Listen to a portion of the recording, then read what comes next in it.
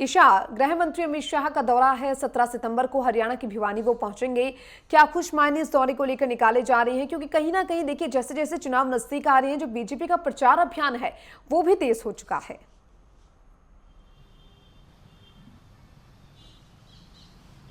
देखिए, केंद्रीय गृह मंत्री अमित शाह की बात करें तो उन्हें ही जिम्मा यहाँ पर सौंपा गया है। हरियाणा में तीसरी बार सत्ता में बीजेपी को किस तरीके से काबिज किया जाए, और केंद्रीय गृह मंत्री अमित शाह ही हैं जिनकी तरफ से हरियाणा विधानसभा चुनावों के ऐलान से ठीक पहले जब वो पंचकूला पहुंचे थे, बीजेपी कार्यकारिणी की उन्होंने बैठक ली थी। उसमें इस बात का उन्होंने ऐलान कर दिया था कि हरियाणा विधानसभा का चुनाव नायब सिंह सैनी के ही नेतृत्व में लड़ा जाएगा। इस लिहाज से अगर देखा जाए तो कल का जो दौरा है केंद्रीय गृह मंत्री अमित शाह का बड़ा ही महत्वपूर्ण है। बीजेपी के लिहाज से लोहारू पहुंचेंगे अमित शाह, और इस दौरान वो हरियाणा के वित्त मंत्री जेपी दलाल के लिए समर्थन जुटाएंगे। अगर जेपी दलाल की बात करें तो जब यहाँ पर नायब सिंह सैनी को मुख्यमंत्री बनाया गया और पोर्टफोलियो में जो चेंजेस किए गए उसमें जेपी दलाल को वित्त मंत्रालय सौंपा गया और कृषि मंत्रालय उनसे लेकर कंवरपाल गुर्जर को सौंपा गया। इससे पहले कृषि मंत्री के तौर पर वो खट्टर सरकार में कार्यरत थे। तो इस लिहाज से अगर देखा जाए तो लोहारू जो सीट है वहाँ पर जेपी दलाल एक बार फिर से ताल ठोकते हुए नजर आ रहे हैं। लेकिन यहाँ पर सत्ता विरोधी लहर के बीच किस तरीके से नैया को पार किया जाए, इसको लेकर जो बड़े नेता हैं, चाहे आप प्रधानमंत्री नरेंद्र मोदी की बात कर लें या केंद्रीय गृह मंत्री अमित शाह की, वो रैलियां करते हुए नजर आएंगे। अब कल केंद्रीय गृह मंत्री अमित शाह पहुंच रहे हैं हरियाणा, तो उसी के साथ अगर हम प्रधानमंत्री नरेंद्र मोदी की बात करें तो 26 सितंबर को प्रधानमंत्री एक बार फिर से हरियाणा पहुंचेंगे और सोनीपत में उनकी तरफ से रैली की जाएगी। देखिए, सोनीपत और रोहतक की अगर बात करें तो ये पूर्णतः ही जाट बाहुल्य इलाके माने जाते हैं, और जाट बेल्ट होने के चलते यहाँ पर कांग्रेस का जो दबदबा है वो ज़्यादा है। क्योंकि बीजेपी की बात करें तो बीजेपी ने भले ही इस चुनाव में 15 जाट उम्मीदवार उतारे हो, लेकिन बीजेपी हमेशा ही गैर जाट की राजनीति करती नजर आ रही है। और जाट समुदाय का एक बड़ा तबका किसान आंदोलन और पहलवानों की तरफ से जो प्रदर्शन किया जा रहा था उसके लिहाज से काफ़ी नाराज यहाँ पर बीजेपी से चल रहा है। तो ऐसे में प्रधानमंत्री का दौरा भी कहीं ना कहीं महत्वपूर्ण माना जा रहा है, और प्रधानमंत्री नरेंद्र मोदी भी पहुंचेंगे 26 तारीख को, और वो सोनीपत में जाट बेल्ट में रैली करते हुए नजर आएंगे। तो बड़ा ही महत्वपूर्ण दौरा है। इसी के बीच देखिए हरियाणा में क्योंकि मुख्य मुकाबला कांग्रेस और बीजेपी के बीच में है।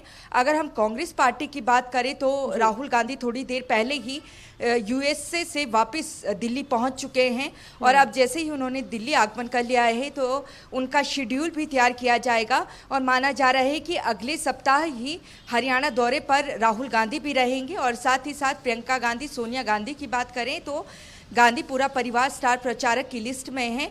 अगले सप्ताह से ताबड़तोड़ रैलियां कांग्रेस की तरफ से भी की जाएगी, जिसमें मुख्यतः राहुल गांधी और प्रियंका गांधी का नाम सबसे ऊपर है। जी साथ ही साथ ईशा, क्योंकि देखिए कहीं ना कहीं देखिए एक्टिव मोड में बीजेपी नजर आ रही है। ऐसे में आपने बताया कि कांग्रेस भी अब जो रैलियां है वो शुरू करने वाली। बाकी और पार्टियों की बात करें तो वो किस तरीके से एक्टिव है इस पूरे चुनाव को लेकर? क्योंकि देखिए इस बार गठबंधन भी कहीं ना कहीं देखने को मिल रहा है। गठबंधन भी कहीं ना कहीं, चाहे वो इनेलो बसपा का हो या फिर जेजेपी या आसपा का हो, सभी एक्टिव नजर आ रही हैं। तो वो क्या कुछ रणनीति लेकर इस चुनाव में उतर रही हैं?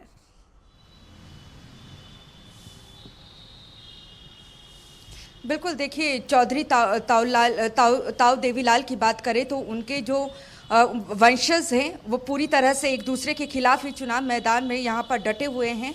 और ताऊ देवीलाल की जयंती की अगर बात करें तो 25 सितंबर को ही उनकी जयंती है, और इसे भव्य तरीके से रैली के रूप में आयोजित करेगी जेजेपी। और देखिए इनेलो एक दूसरे के विरुद्ध हैं, और जेजेपी अलग इस रैली को लेकर आयोजन करेगी, जिसमें उनके बड़े नेता उस पर नजर आएंगे। दूसरी तरफ अगर हम बात करें इनेलो बसपा गठबंधन की, उनकी तरफ से फिलहाल जो तय किया गया है वो जींद के उचाना में भव्य रैली आयोजन ताऊ देवीलाल की जयंती पर करने का रखा गया है। 25 सितंबर को ये रैली यहाँ पर होने वाली है।